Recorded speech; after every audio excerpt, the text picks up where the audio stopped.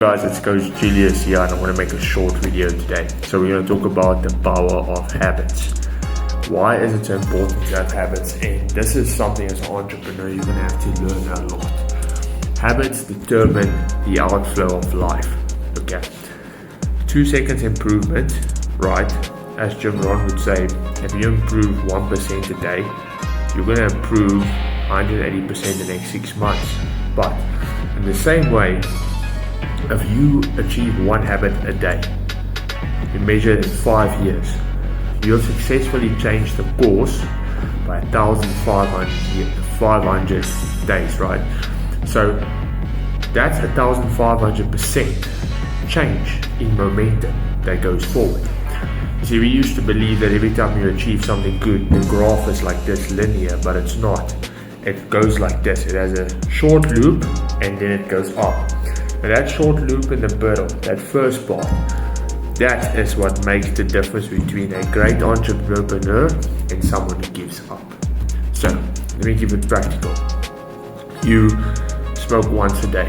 It's not a big deal. But in 20 years from now, it creates lung cancer. Or you eat one wrong meal a day. In the next 5 months, you've eaten over, let's say, over 50 meals. That is bad for your health. The time you want to start training, you're already 50 meals behind. Small habits change the whole course of your life.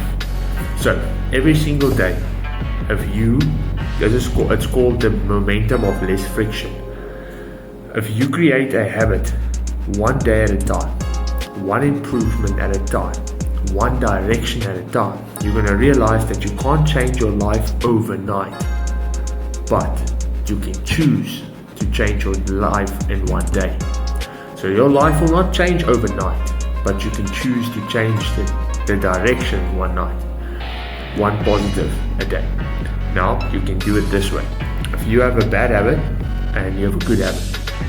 Now I used to struggle to sit down and focus on reading. So what I would do is I would take a negative habit and I would put it with a positive habit. I love training.